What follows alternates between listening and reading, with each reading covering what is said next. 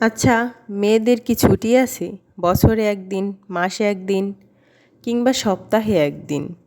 আমার মনে হয় মেয়েদের জীবনে কোনো ছুটিই নাই।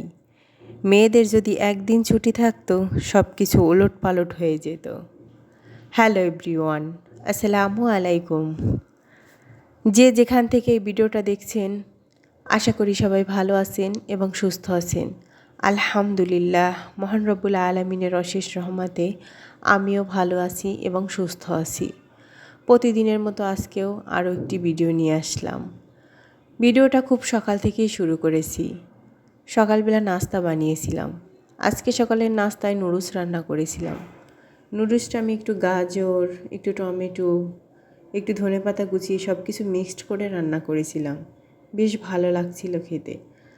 আমি মাঝে মধ্যে এরকম সব কিছু মিক্সড করে নুডলস রান্না করি। শুধু নুডলস খেতে ভালো লাগে না, কিন্তু বেশ ভালোই লাগে খেতে একটু মশলাটা বাড়িয়ে দিলে। আজকে বেবির জন্য নাস্তায় তেমন কোনো কিছু আয়োজন করিনি। ও যেহেতু ঘুম থেকে একটু লেট করে উঠেছে, তাই ওকে শুধু একটা ডিম পোস্ট করে দিয়েছি। ওটা খাইয়ে তারপর ওকে একবারে দুপুরের খাবারটা খাওয়াবো। খাওয়া দাওয়া নিয়ে খুবই ঝামেলা করে, তাই খুবই সব কিছু সবসময় আয়োজন করতে ভালো লাগে না।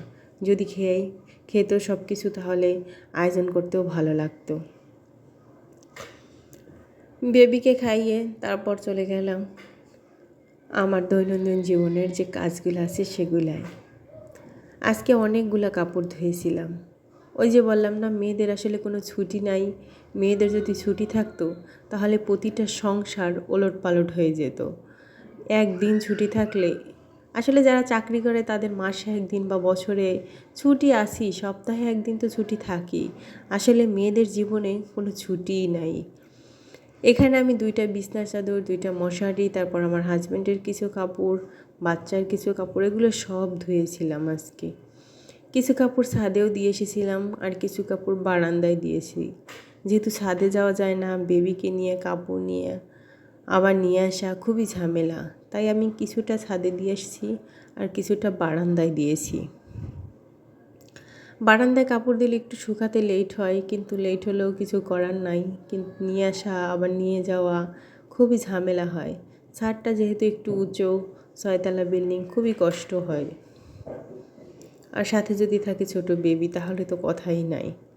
আজকে খুব বেশি রোদ ওঠে নাই, একটু রোদ উঠে আবার একটু মেঘলা মেঘলা করে। অনেকগুলা কাপড় ধুয়েছি, জানি না শুকায় কিনা। খুব বেশি রোদ ওঠে নাই। জানি না কোন আপু এবং ভাইয়া এখন পর্যন্ত আমার ভিডিওটা ক্লিক করেছেন। যদি কোনো আপু এবং ভাইয়া ভিডিওটা ক্লিক করে থাকেন, প্লিজ একটা লাইক দিয়ে দিবেন। আপুরা লাইক দিতে কেন যেন ভুলে যায়, তাই মনে করিয়ে দিলাম।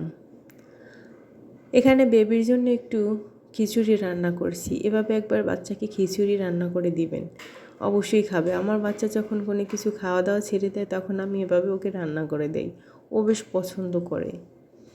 এখানে আমি 5 রকমের সবজি নিয়েছি: গাজর, আলু, টমেটো, ফুলকপি, সিম আর ডাল আর চাল। চালটা আমি ভাতের চালে নিয়েছি, হাফ বয়েল চাল, একটু তাড়াতাড়ি হবে। আমি শুধু মসুরি ডাল দিয়েছি, মুগ ডাল দিতে চেয়েছিলাম। মুগ ডালটা যেহেতু একটু সিদ্ধ হতে সময় লাগে, তাই আমি মুগ ডালটা স্কিপ করেছি। এখানে অল্প একটু পেঁয়াজ রসুন দিয়ে আমি সবজিগুলো সুন্দর করে ভেজে নেব। আমার প্রতিটা ভিডিওতেই আমি একটু না একটু বাচ্চার খাবার শেয়ার করি। যারা নতুন মায়ের আছি, আসলে আমরা তারা বুঝতে পারি না কি খাবার দেব বেবিকে। তাই আসলে আমিও একজন নতুন মা, যেটুকুই পারি সেটুকুই শেয়ার করি, যাতে কারো যদি কোনো আইডিয়া আসে যে এই খাবারটা এভাবে দেওয়া যায়।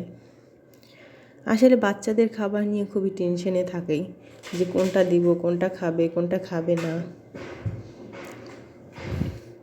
আমার ভিডিওর কোনো অংশ যদি আপনার কাছে ভালো লেগে থাকে, প্লিজ ছোট্ট করে একটা কমেন্ট করে জানিয়ে দিবেন, খুবই ভালো লাগবে।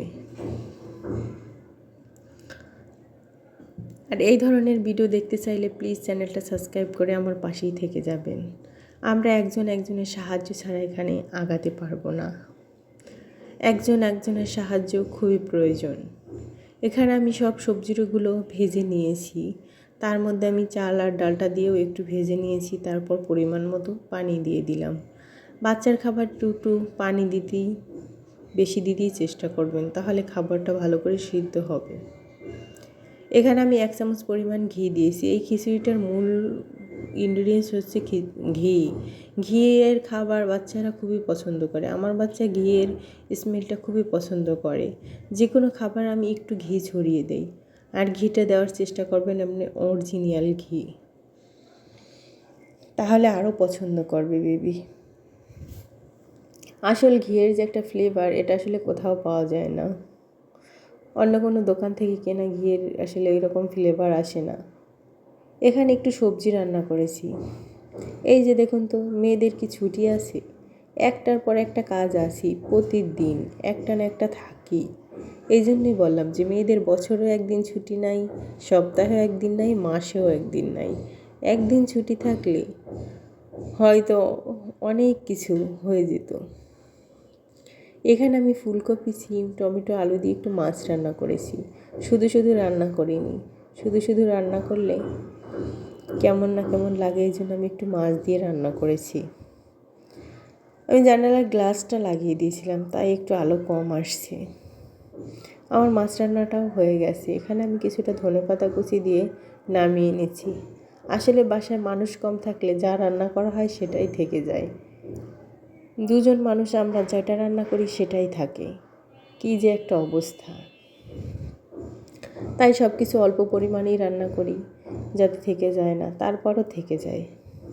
এখানে আমি মাছ আর ফুলকপি, সিম, আলু দিয়ে রান্না করেছি, আর টমেটো দিয়ে একটু টক ডাল রান্না করেছি। গত রাতে মুরগির মাংস রান্না করেছিলাম, ওটাই ছিল, ওটা দিয়ে আজকে হয়ে যাবে। আর এই যে 2 পদ রান্না করলাম। এই ডালটা খেতে আমার কাছে ভীষণ ভালো লাগে। টমেটো যতদিন থাকবে ততদিন আমি প্রায় এই ডালটা রান্না করি। ভীষণ ভালো লাগে খেতে। আমি জানি না কার কার সাথে এমন হয়। রাইস কুকারে ভাত বসিয়েছিলাম, বেবিটা খুবই বিরক্ত করেছিল, তাই ভাতটা লেগে একদম পুড়ে গেছে। অটো সিস্টেম আছে যেহেতু বন্ধ হয়ে গেছে, তারপরও ভাতটা যে এমন হয়েছে, এই ভাতটা আর আমি খেতেই পারিনি।